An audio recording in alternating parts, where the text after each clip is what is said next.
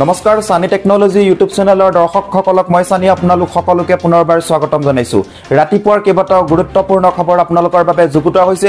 গোটেই কেইটা খবৰে আপোনালোকৰ বাবে বহুতেই গুৰুত্বপূৰ্ণ, গতিকে আপোনালোকে ভিডিঅ'টো প্ৰথমৰ পৰা শেষলৈকে চাই থাকক। আজিৰ প্ৰথমটো খবৰে হৈছে ৰাজ্যত আৰম্ভ হ'ল কাল ঘূৰ্ণীৰ ৰেমালৰ প্ৰভাৱ। কেইবাখনো জিলাত নিশাৰে পৰা ধুমুহা বৰষুণ। ৰাজ্যবাসীক সতৰ্ক কৰি দিছে মুখ্যমন্ত্ৰী হিমন্ত বিশ্ব শৰ্মাই। 7খন জিলাত জাৰি কৰা হৈছে ৰেড এলাৰ্ট। 11খন জিলাত অৰেঞ্জ এলাৰ্ট জাৰি কৰা হৈছে। ৰাজ্যত আৰম্ভ হ'ল কাল ঘূৰ্ণীৰ ৰেমালৰ প্ৰভাৱ। কেইবাখনো জিলাত নিশাৰে পৰা ধুমুহা বৰষুণ হোৱা পৰিলক্ষিত হৈছে। ৰেমালক লৈ ৰাজ্যত হাই এলাৰ্ট জাৰি কৰা হৈছে। ৰাজ্যবাসীক সতৰ্ক কৰি দিছে মুখ্যমন্ত্ৰী হিমন্ত বিশ্ব শৰ্মাই। ঘূৰ্ণী বতাহ ৰেমালে অসমৰ কিছু কিছু অংশত ভাবুকি কঢ়িয়াই অনাৰ সম্ভাৱনা আছে। 7খন জিলাত জাৰি কৰা হৈছে ৰেড এলাৰ্ট। ৰাজ্যৰ 11খন জিলাত ঘোষণা কৰা হৈছে অৰেঞ্জ এলাৰ্ট। ডিমা হাছাও, কাছাৰ, হাইলাকান্দি, কৰিমগঞ্জত ৰেড এলাৰ্ট জাৰি কৰা হৈছে। গোৱালপাৰা, বাক্সা, চিৰাঙতো ৰেড এলাৰ্ট ঘোষণা কৰা হৈছে। ধুবুৰী, দক্ষিণ শালমাৰা, মানকাছাৰ, বঙাইগাঁৱত অৰেঞ্জ এলাৰ্ট জাৰি কৰা হৈছে। বজালী, বৰপেটা, তামুলপুৰ, নলবাৰীতো অৰেঞ্জ এলাৰ্ট জাৰি কৰা হৈছে। নগাঁও, মৰিগাঁও, হোজাই, পশ্চিম কাৰ্বি আংলঙতো অৰেঞ্জ এলাৰ্ট জাৰি কৰা হৈছে। অগ্নি নিৰ্বাপক বাহিনীকো সাজু কৰি ৰখা হৈছে দুৰ্যোগ প্ৰশমনৰ বাবে। দুৰ্যোগ প্ৰশমন বিভাগ অসমৰ তৰফৰ পৰা সতৰ্কবাণী জাৰি কৰা হৈছে। বঙাইগাঁৱত ৰেমালৰ বাবে 144 ধাৰা জাৰি কৰা হৈছে প্ৰশাসনৰ ফালৰ পৰা। পশ্চিমবংগত ইতিমধ্যে ৰেমালে চলাইছে ধ্বংসলীলা। ৰেমালৰ প্ৰভাৱত পশ্চিমবংগত প্ৰচণ্ড বৰষুণ হোৱা পৰিলক্ষিত হৈছে। হাতত মাত্ৰ 6 দিন বাকী, মাত্ৰ 6 দিন। 6 দিনৰ পাছত গোলাঘাটত এখনি উপহাৰ কুপনৰ খেল অনুষ্ঠিত কৰা হ'ব। খেলুৱা হ'ব খেলখন মাত্ৰ 6 দিনৰ পাছত 5 জুনৰ তাৰিখে খেলখন খেলুৱা হ'ব। টোটেল 40খনকৈ গাড়ী আছে, 40টা উপহাৰ আছে। বুক নম্বৰত আছে 20টা প্ৰাইজ আৰু টিকেট নম্বৰত আছে 20টা প্ৰাইজ। এখন বুক ল'লে আপোনালোকৰ বুক নম্বৰটো খেল হ'ব, আৰু যদি এখন বহি লয় তেনেহ'লে ডাবল সম্ভাৱনা থাকিব আপোনালোকৰ। গতিকে এখন বহি ল'লে আপুনি ডিছকাউণ্টতো পাব, লগতে আপোনালোকৰ সম্ভাৱনা দুবাৰ হ'ব, মানে চকৰি দুবাৰ ঘূৰাব এখন বুক ল'লে। 5 জুনৰ দিনাখন খেলখন খেলুৱা হ'ব। নামী দামী টোটেল 40খনকৈ গাড়ী আছে। 40খনৰ গাড়ী আপোনালোকে লাভ কৰিব পাৰে মাত্ৰ 100 টকাত। 100 টকাত আপুনি এই উপহাৰ কুপনৰ টিকট এটা লওক, লৈ পেলাই আপুনি টিকট সংগ্ৰহ কৰক। স্ক্ৰীণত যোনটো ফোন নম্বৰ দিয়া হৈছে এই ফোন নম্বৰৰ জৰিয়তে। প্ৰথম পুৰস্কাৰ হৈছে ইন'ভা ক্ৰিষ্টা, মহিন্দ্ৰা থাৰ, এনেধৰণৰ টোটেল 40খন গাড়ী। মাত্ৰ 100 টকাত আপুনি 40খন গাড়ী লাভ কৰিব পাৰে। 40খন গাড়ী আপোনালোকে লাভ কৰিব পাৰে। গতিকে অতি সোনকালে স্ক্ৰীণত দিয়া ফোন নম্বৰটোত এতিয়া যোগাযোগ কৰক। যোগাযোগ কৰি আপুনি টিকট সংগ্ৰহ কৰক।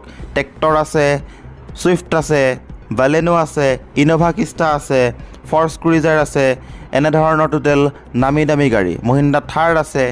100 টকাত আপুনি আপোনাৰ সপোনৰ গাড়ীখন লাভ কৰিব পাৰে। মাত্ৰ 6 দিন সময় আছে।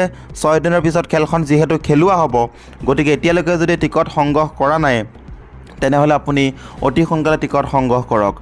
যিহেতু গোলাঘাট জিলাত খেলখন খেলুৱা হ'ব। আপাৰ আছামৰ ফালে এইখন হৈছে সৰ্ববৃহৎ এখনি উপহাৰ কুপনৰ খেল।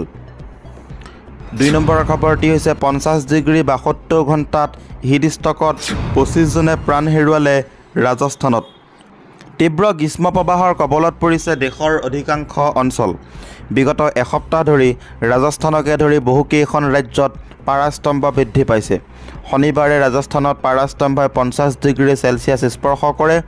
যোৱা 24 ঘণ্টাত হিট ষ্ট্ৰ'কত 6 জন আৰু যোৱা 72 ঘণ্টাত প্ৰচণ্ড গৰমৰ বাবে 25 জন লোকৰ মৃত্যু হয়। স্বাভাৱিকতে গৰমৰ পৰিত্ৰাণ বৃদ্ধি পোৱাৰ লগে লগে জনসাধাৰণ আতংকিত হৈ পৰে। ৰাজস্থানৰ 13খন জিলাত অহা সোমবাৰলৈকে প্ৰশাসনে ৰেড এলাৰ্ট জাৰি কৰিছে।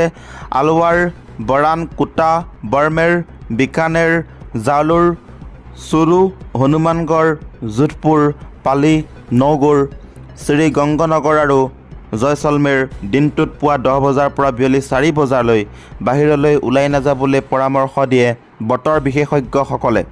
বতৰ বিজ্ঞান কেন্দ্ৰৰ সূত্ৰ অনুসৰি ইয়াৰ পূৰ্বে 2016 চনৰ 19 মে'ত ৰাজস্থানৰ তাপমাত্ৰা 51 ডিগ্ৰী চেলছিয়াছ পৰ্যন্ত হৈছিল। পাঞ্জাৱ, হাৰিয়ানা, উত্তৰ প্ৰদেশৰ পৰা গুজৰাট, মধ্যপ্ৰদেশকে ধৰি উত্তৰ পূব ভাৰতৰ কেইবাখনো ৰাজ্য গৰমৰ ঢৌত জ্বলি আছে। মধ্যপ্ৰদেশৰ কিছু অংশ যেনে খাৰগুন, ৰাটলাম, ৰাজগড় আৰু খাগুৱাত সৰ্বোচ্চ উষ্ণতা 45 ডিগ্ৰী চেলছিয়াছতকৈ অধিক হোৱা বুলি জানিব পৰা গৈছে। দিল্লীৰ তাপমাত্ৰা 46.8 ডিগ্ৰী। বৰ্তমান অসমৰ গুৱাহাটীকে ধৰি প্ৰায় সংখ্যক অঞ্চল গৰমত জ্বলি আছে। আনকি মে' মাহৰ তৃতীয় সপ্তাহতো বতৰৰ পৰিৱৰ্তনক এনে গৰমৰ বাবে দোষাৰোপ কৰিছে বিশেষজ্ঞসকলে। অহা মঙলবাৰৰ পূৰ্বে উত্তৰ পূব ভাৰতত গৰম কমি যোৱাৰ সম্ভাৱনা নাই বুলি বতৰ বিজ্ঞান কেন্দ্ৰই প্ৰকাশ কৰিছে। 3 নম্বৰ খবৰটি হৈছে এটা ডাঙৰ খবৰ। মাত্ৰ 3 দিনতে হ'ব মৃত্যু। চীনে সৃষ্টি কৰিছে মাৰাত্মক কৃত্ৰিম ভাইৰাছ। যেনেদৰে কৰোণা ভাইৰাছ চীনে সৃষ্টি কৰিছিলে, বহুত মানুহৰ মৃত্যু হৈছিলে, তেনেদৰে আৰু এবিধ ভাইৰাছ চীনে মুকলি কৰিব সৃষ্টি কৰি আছে। সেই মাৰাত্মক ভাইৰাছটোৰ নাম হৈছে মাৰাত্মক কৃত্ৰিম ভাইৰাছ। চীনে বৰ্তমান সৃষ্টি কৰি আছে আৰু যোনটো ভাইৰাছ তেখেতসকলে সৃষ্টি কৰিছে, চীনে সৃষ্টি কৰিছে, সেই ভাইৰাছটো যদি বিয়পি যায় মাত্ৰ 3 দিনতে হ'ব মৃত্যু। এটা ভয়ংকৰ খবৰ এই মুহূৰ্তত আহি পৰিছে। কৰোণা ভাইৰাছ চীনে সৃষ্টি কৰি বিয়পাই দিছিল নেকি? নে গৱেষণা কৰি থাকোঁতে ভুলবশতঃ বিয়পি পৰিলে? নে চীনৰ বিজ্ঞানীসকলে জৈৱিক অস্ত্ৰ সৃষ্টিৰ চেষ্টা কৰিছিলে? এতিয়াও চৰ্চিত হৈ থাকে এইকেইটা প্ৰশ্ন। কিন্তু তাৰ মাজতে এই চীনে সঁচাকৈ সৃষ্টি কৰিছে এক কৃত্ৰিম ভাইৰাছ, যি ভাইৰাছে 3 দিনতে প্ৰাণ কাঢ়ি ল'ব পাৰে। হেবেই মেডিকেল ইউনিভাৰ্চিটিত কৰা হৈছে এই উদ্ভাৱন। আৰু এই কৃত্ৰিম ভাইৰাছ ইবোলা ভাইৰাছৰ অনুকৰণ কৰি তৈয়াৰ কৰা হৈছে। ইবোলা ভাইৰাছৰ বিভিন্ন উপাদান ব্যৱহাৰ কৰি ভাইৰাছবিধ সৃষ্টি কৰা হৈছে। কিন্তু চীনৰ বিজ্ঞানীসকলে দাবী কৰিছে যে এই কৃত্ৰিম ভাইৰাছবিধ ভাইৰাছ আৰু অন্যান্য ৰোগ সৃষ্টিকাৰী জীৱাণুৰ বিষয়ে অধিক জ্ঞান আহৰণৰ লক্ষ্যৰে সৃষ্টি কৰা হৈছে, জৈৱিক অস্ত্ৰ সৃষ্টিৰ লক্ষ্যৰে নহয়। এই গৱেষণাই ইতিমধ্যে বিতৰ্কৰ সৃষ্টি কৰিছে, কিয়নো এনে গৱেষণাৰ ফলত বিশ্বব্যাপী মহামাৰীৰ সৃষ্টি হ'ব পাৰে।